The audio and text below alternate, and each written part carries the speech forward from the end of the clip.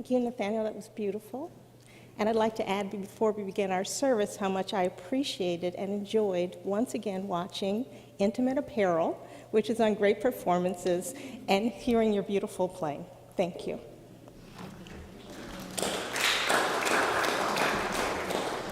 I was privileged to see the performance live, and it was wonderful to see it again.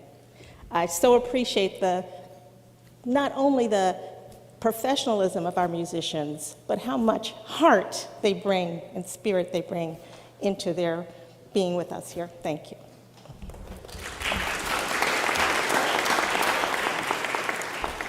So good morning, and welcome to worship at the Unitarian Universalist Congregation at Shelter Rock. I'm the Reverend Dr. Natalie Fenimore, one of your ministers here, and I'm joined here in ministry by the Reverend Jay Brooks, and beginning officially today by the Reverend David Carl Olson.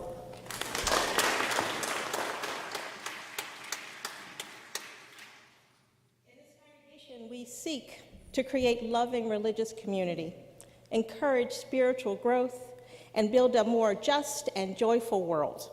I hope we never leave out the joyful part. We seek to restore the balance of our spirits, to celebrate the joys of life, and to find the strength to meet our sorrows. You may be new to Unitarian Universalism. Ours is a religious tradition, an old religious tradition, which embraces the wisdom of all faiths and values diversity. We believe in using the gifts of science, reason, and the gifts of the Spirit to explore life's meaning and its many mysteries. We believe that you need not think alike to love alike. Please visit our website for more information on Unitarian Universalism and the Unitarian Universalist Congregation at Shelter Rock. Now, each Sunday after the service, you're invited to be here in person or online for our coffee hour. You can meet new friends and see the faces of friends that you have been missing. Today, on site, there are 2 fun festivals and fellowship events: the women's group membership lunch in the Beach House and the welcome reception for Reverend David Carl Olson in the social hall. This tamale reception for Reverend Olson is free and all are welcome. I want to thank last night's very excited tamale makers. My fellow ministers and I were pleased to take part, along with Suzanne Viverito, Ricky Burke, Martha and Vince Kimiante, and the chef, Luis Alonso Guzman, who came down from the UU Community Church in Boston to prepare the food for his friend, Reverend David. Aww. And in this spirit of celebration and community, we wish to make a special celebration of today's 85th birthday of choir member and longtime UUCSR member Mary Watts.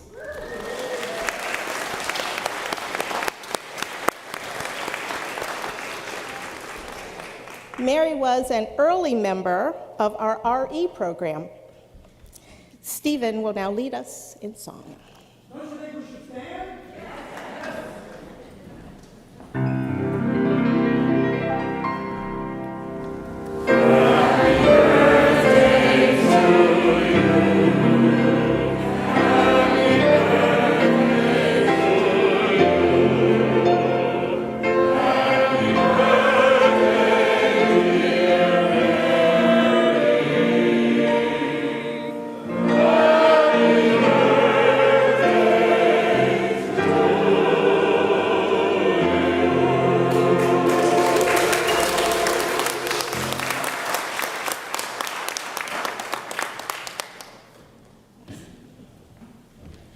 Another blessing of this congregation.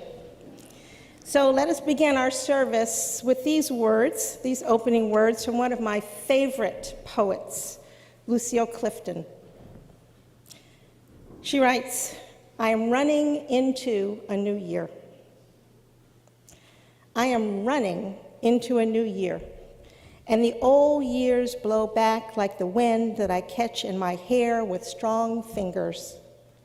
Like all my old promises, and it will be hard to let go of what I said to myself about myself when I was 16 and 26 and 36, yes, even 36. But I am running into a new year, and I beg what I love and I leave to forgive me.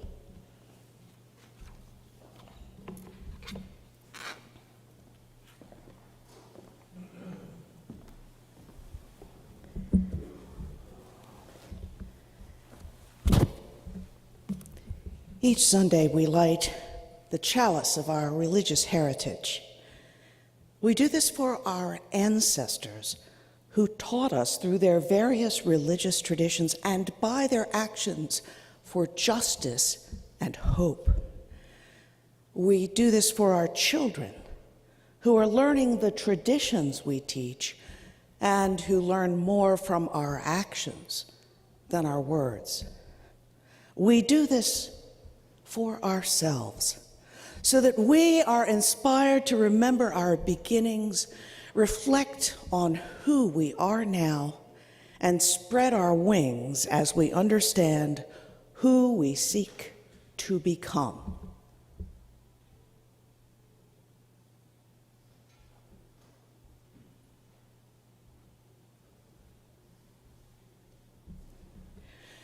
Please rise in body or spirit for our words of affirmation.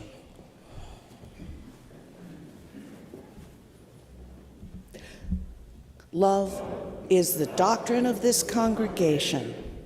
The quest for truth is its sacrament, and service is its prayer. To dwell together in peace, to seek knowledge in freedom, to serve human need. This do we affirm and covenant with each other. Please remain standing and put on your mask to sing the song of affirmation.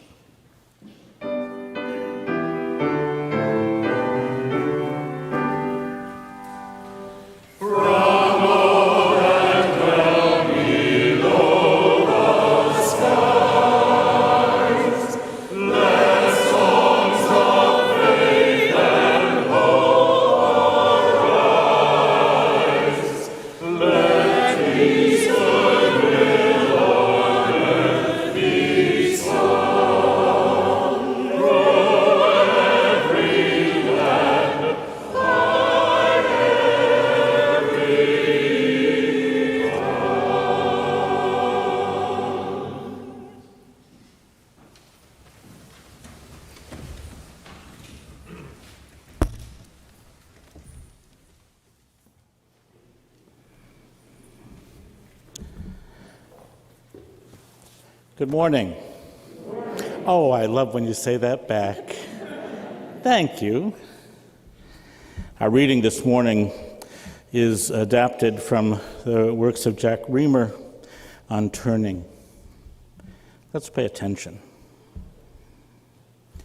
Now is the time for turning. The leaves are beginning to turn from green to red and orange. The birds are beginning to turn and are heading once more toward the south. The animals are beginning to turn to storing their food for the winter. For leaves, birds, and animals, turning comes instinctively. But for us, turning does not come so easily. It takes an act of will for us to turn. It means breaking old habits.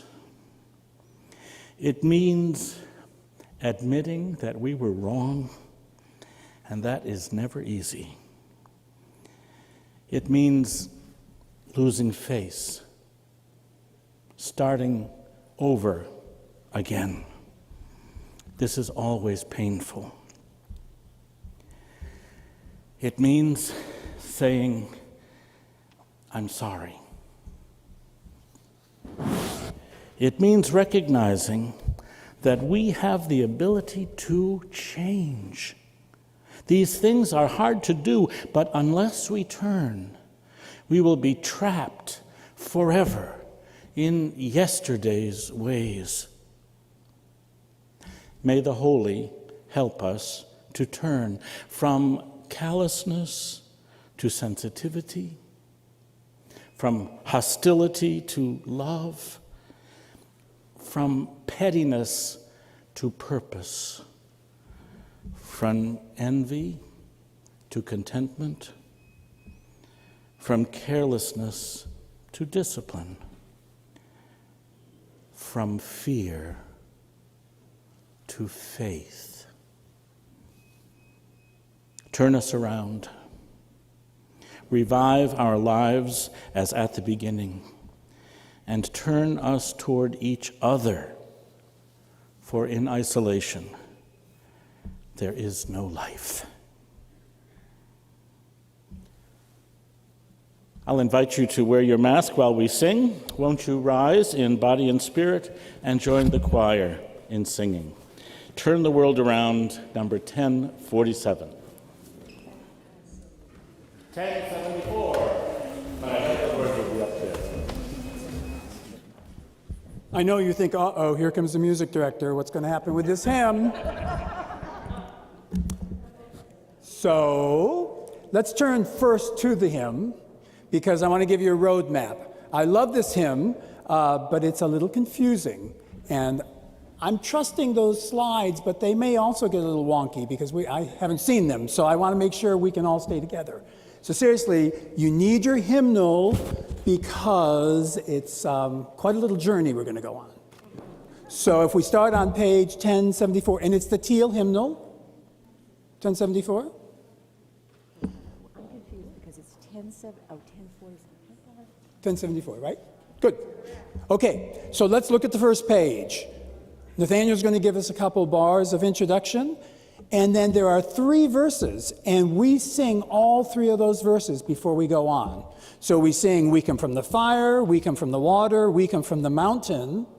Then we go to the second page, right? Which is woe, so is life. Then if you turn to the next page. Then on page 3, it gets split into 2. And it doesn't have anything to do with the first thing we sung. So we're actually going to learn this a little bit. I'm going to split up the choir. So sopranos and altos, you're going to be on the top, and basses and tenors on the bottom. And when I say the top, you see there are 2 lines. There's a line that says, do you know, right, who I am? And then right below that is, do you know who I am? That's written together a little closer and faster.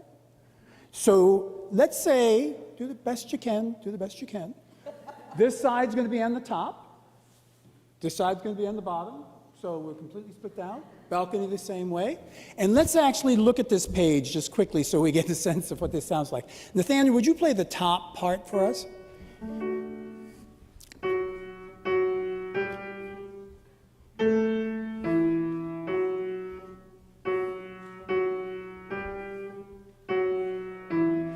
Good, let's sing it. We're going to take it a little faster than that, but want to do it? And. Do you know who I am? Do I know who you are? See we one another clearly. Do we know who we are? That's pretty catchy, right? You can do that. Let's do it again. All of you guys. Here we go. And.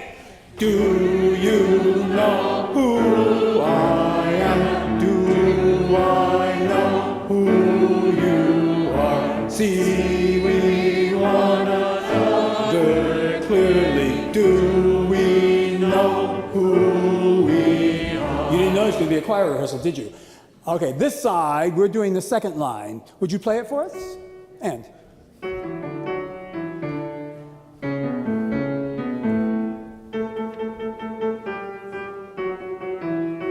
Let's try it, and it goes on similarly. Basses and tenors. And do you know who I am? Do you know who you are? See we one another clearly. Do we know who we are? Do we know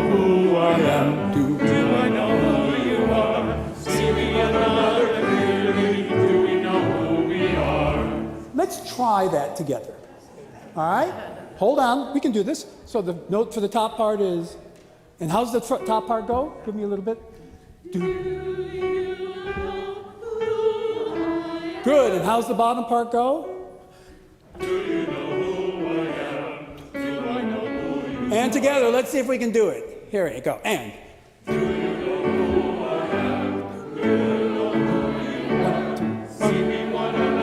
One, two.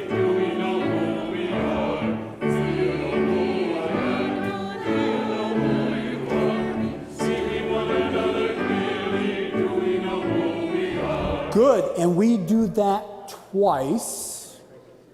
You see why I said we have to have a roadmap. Then we go on. Now keep turning. Go to page 5. And you see about halfway down through the page, you see the numbers 1, 2, and 3. We sing each one of those. We just go from 1 to 2 to 3. And then when we've got through that, then we go on to whoa, so is life. And that's abatiwa, right? Let's do that, choir. Let's do the woes. On page 6. And whoa, so is life abatiwa. Ha, so is life. Whoa, so is life abatiwa. So, and that repeats twice, all right? And then we're done. All right, so I'm sorry to take all that time, but let's sing Turn the World Around. I'm sorry we don't have our percussionist with us today. Sir. Actually, this song was actually my father played with Harry Belafonte. Did you hear that? This is written by Harry Belafonte. And Cello's father played with Harry Belafonte when he sang this song. So as I said, we don't have a percussionist today, so you are the percussion, and let's make Harry and his father proud. Here we go.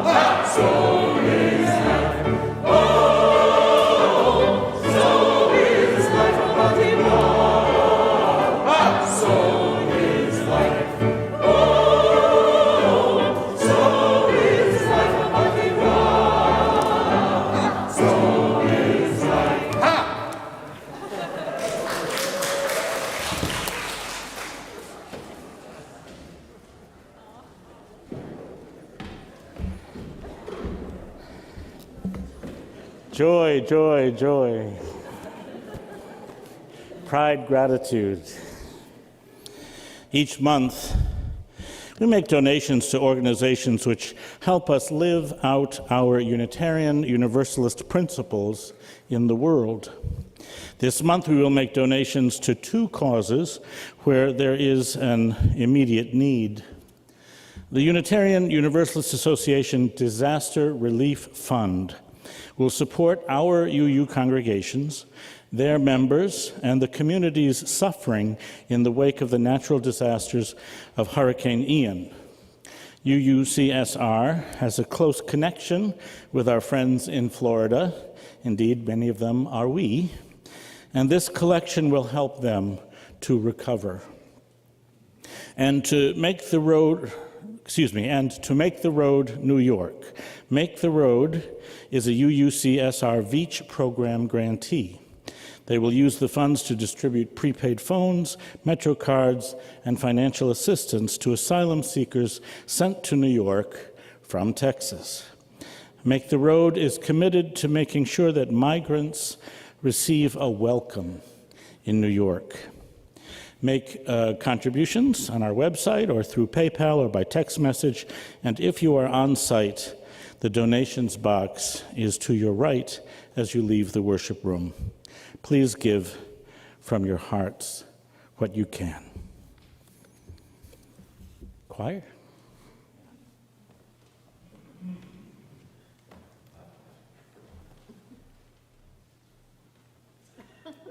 And he's back again. We originally were going to do this as a hymn, but it also has a lot of words in it. So we're going to invite you to sing along if you would like to, or you may want to open your hymnal. I think the words are going to be on the screen as well, but this is such an important text. It's 10:19. So please feel free to sing along if you'd like to. You don't need to stand.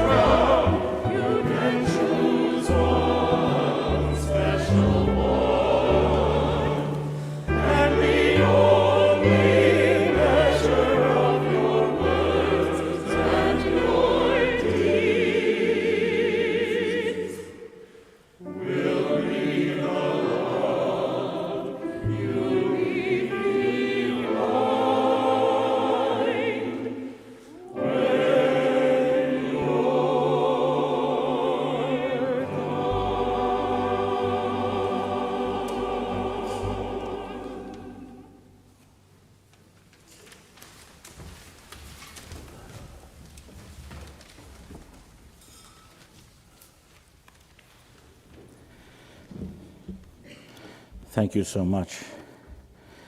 I'm going to ask you to add a little physicality to this experience we've just had.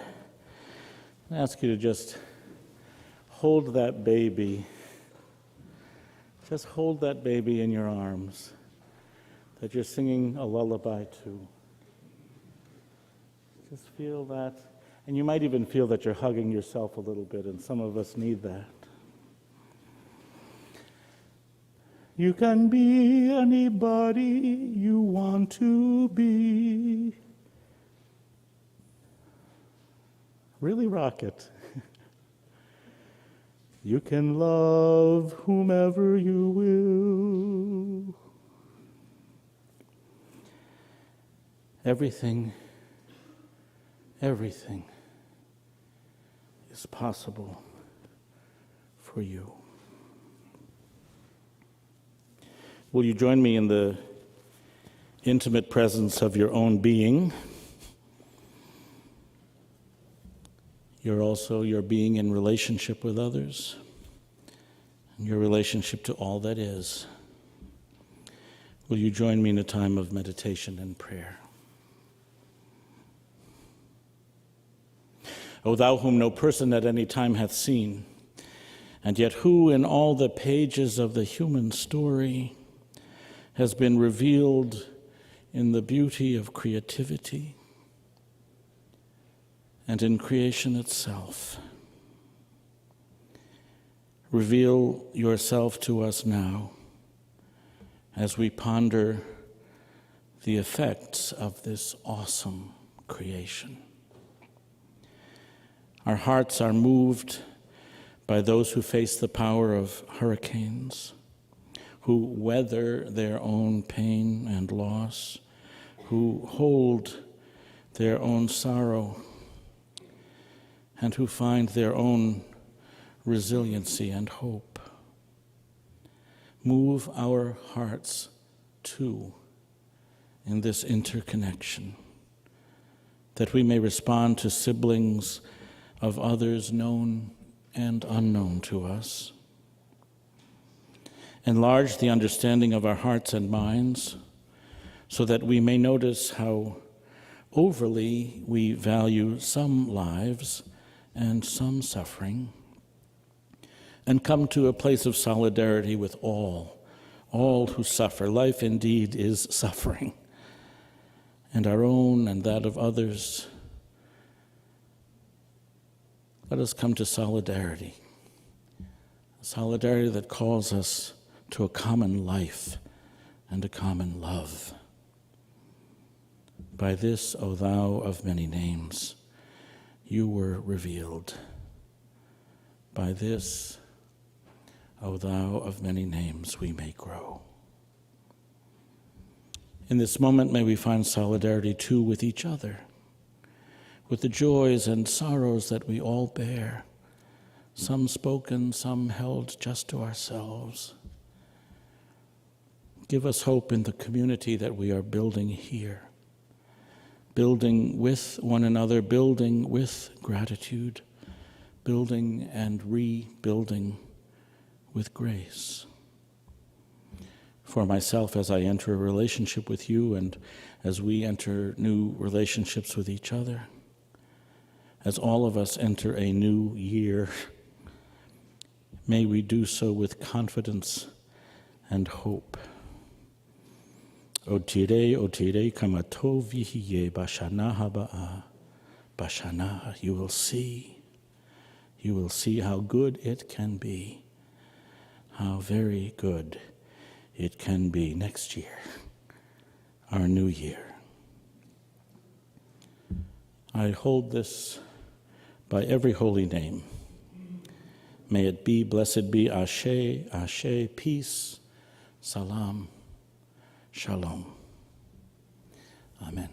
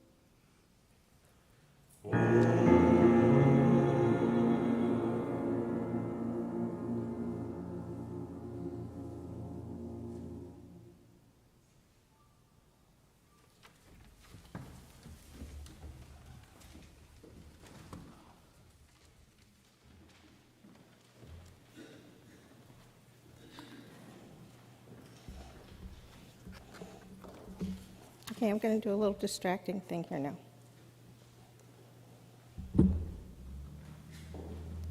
Just want to warn you. So, courage. Courage is defined as the ability to do something that frightens you. It is not actually having no fear at all. As Mark Twain said, courage is resistance to fear, mastery of fear, not absence of fear.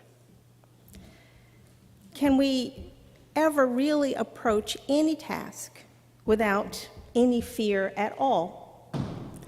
Each of us has known from birth failure and disappointment, hurt and sorrow. It is the way of being alive and human to know that these are always possibilities, possibilities at any moment in any and all situations. And doesn't that predispose us to fear? Fear, when not an extreme expression, not a phobia, not a psychological problem for us, is not an unreasonable thing to feel. Fear is real. Physical and emotional hurt are real things in our lives. We learn to fear the storm after seeing the storm's damage. And we know that it is a reasonable thing to evacuate, to get out of the way when it looks like that might happen again. It is not courage to stay, but foolhardy behavior. It's a gamble. And we might only stay if there's no way to get away from the storm, if circumstances make that impossible for us. Living in this world presents so many examples of reasonable caution and fear. We are still in a pandemic. Climate disasters ravage communities around the world. There is war. There is danger. We might ask if we are being brave or reckless. Are we being not fearless, but arrogant, or without humility when we believe that we are in complete control of every situation in which we find ourselves? Is it truly courageous to move through life as if it is impossible for you to be hurt? I don't think so. But I do believe that there is courage in moving forward anyway. Courage in facing danger, knowing that it is there, that it is possible, that it is definitely probable. Courage in meeting that danger, that hardship, that challenge with resolve, with bravery, with commitment. Having courage is to be willing to step into hard places and do hard things, because you recognize that that action on your part is necessary. To be courageous is to move past your fear, to move through your fears, to move around and beyond your fears, not to be held helpless or without hope, but to find ways which align your actions and life with your highest values and goals. We have many examples of courage in our Unitarian Universalist history. When Michael Servetus, who was raised a Spanish Catholic, decided to write books challenging Christian doctrine of the Trinity in 1553, when Frances Ellen Watkins Harper traveled the U.S. lecturing in favor of abolitionism and women's suffrage as a Black woman in 1890, when Czechoslovakian Unitarian minister Reverend Norbert Čapek dared to speak against the Nazis in 1942. When our current Unitarian Universalist Association president, Reverend Susan Frederick Gray, asked us to work for immigrant rights and climate justice and reproductive rights and voting rights, some people are always going to object, challenge, oppose. They're going to say, why don't you step back a little bit and be a little quiet? Aren't you putting us in harm's way? Aren't you asking us to take a risk? Yes. Yes, they were. Yes, they are. Yes, we do. Always, always, we have found in our history as Unitarian Universalists that there are people who find the strength to stand up for their principles in the face of critics, crisis, despair, or worse. Worse. Michael Servetus was burned at the stake, and Norbert Čapek died in a Nazi concentration camp.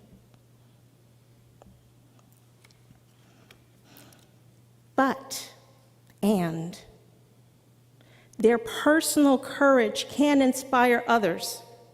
Courage can build on courage. There are, of course, so many examples. Our very own Unitarian Universalist principles have as a source, that is, as a foundation of our understanding of how our principles were developed. A source of our principles are the words and deeds of prophetic men and women, of prophetic people, which challenge us to confront powers and structures of evil with justice, compassion, and the transforming power of love. That is courage. The transforming power of love. Some of those prophetic people were actually very regular before they did their big thing. So very much like you, really. Take, for example, Rosa Parks, who was a humble seamstress who sat in the white section of a segregated Birmingham, Alabama bus in 1955 and refused to give up her seat to a white passenger, which led to the Birmingham bus boycott and the eventual desegregation of public transportation in that city. That Rosa Parks was actually a more complex person than we are taught. In fact, Rosa Parks was a person well aware of the dangers inherent in her action. She'd lived her entire life in the Jim Crow South, racially segregated in Alabama. She knew the stories of white bus drivers who physically ejected black women from segregated buses. The stories of white bus drivers shooting and killing non-compliant black passengers. She prepared herself to move past any fears that might have kept her from acting on the bus that day. She trained and prepared with resources from the NAACP and the Highlander Center. And then, aware of fear, prepared for fear, she acted courageously. As the Quaker teacher Palmer Parker reflects in his book, Let Your Life Speak, where do people find the courage to live divided no more when they know that they will be punished for it? The answer, he writes, I have seen in the lives of people like Rosa Parks is simple. These people have transformed the notion of punishment itself. They have come to understand that no punishment anyone might inflict on them could possibly be worse than the punishment they inflict on themselves. The punishment they inflict on themselves by continuing to conspire in their own diminishment. You and I might not have Rosa Parks' particular battle to fight, the battle with institutional racism. The universal element in her story, he writes, is not the substance of her fight, but the selfhood in which she stood while she fought it. For each of us holds the challenge and the promise of naming and claiming true self. It is deeply, truly courageous to look within yourself. It is a process deeply and truly full of challenge. The Jewish philosopher Martin Buber writes that a central question in the inner journey of the Jewish tradition is this: God asks, "Where are you?" And everything depends on whether or not you answer that question. Can you stop hiding from the holy and from yourselves and answer that question? Who are you? Where are you? Where are you going in your life? Do you have the courage to be seen and known to the holy and to yourself? During the High Holy Days, Jewish rituals of prayer and fasting, of charity and self-examination move the worshiper ever deeper into relationship with some of our deepest fears. We fear the knowledge that we are fallible and fragile and alone. We fear that we are capable of great wrong. And we fear that we cannot hide this from our God or our community or our own true hearts. We must also know deeply that we are not humble, that we have not been careful with the feelings of others, even those we love. At some point, we have all failed to live up to our best intentions. And we are afraid that we won't ever live up to our best intentions. Maybe because of the very fear that we have inside us, or the fear which others impose upon us.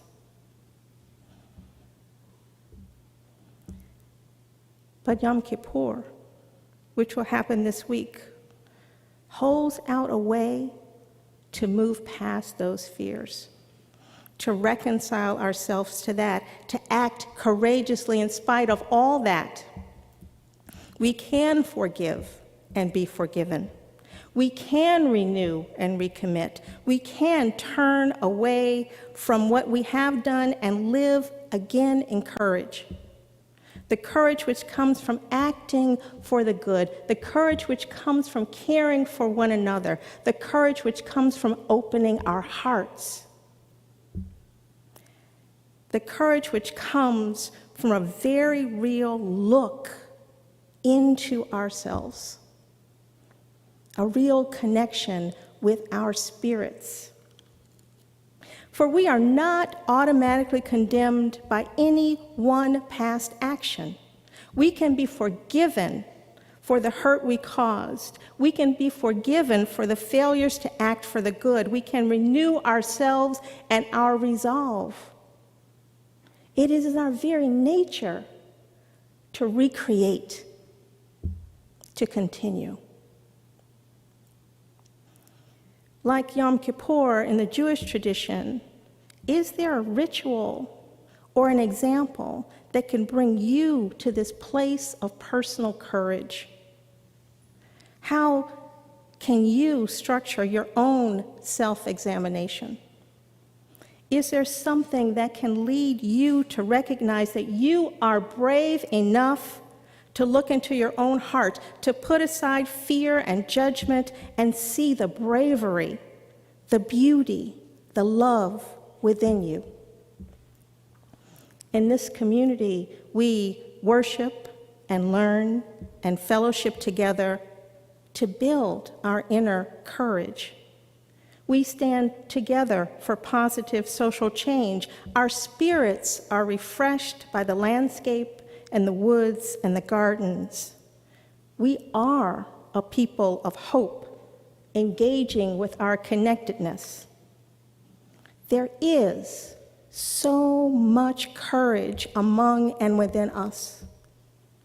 And this community is a place which we are building so that we can live out our lives in the most courageous ways. I invite you to take this time to partner and journey with those of the Jewish faith who are, at this moment, leaning into their fears and finding their courage, finding their hope, finding their recommitment, their renewal, their love for one another. We too can take that journey in whatever ways you find work for you, enrich you. For if we do not, we are not meeting the full potential of what we are as a community. Make this the place where you find your most courageous and loving self. May it be so. Amen.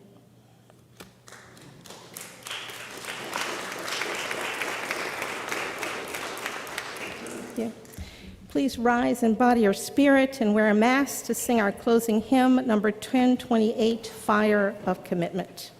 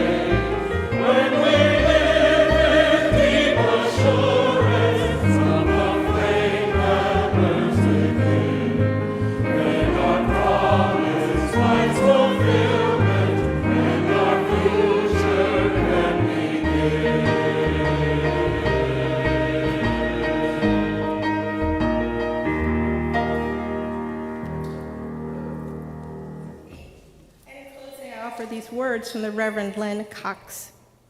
Spirit of life and love, known by many names and yet fully known by none, we give thanks for this time and this place of renewal. We give thanks for the ability to begin again after the disaster, after the tragedy, after the loss, after meeting the challenge set before us.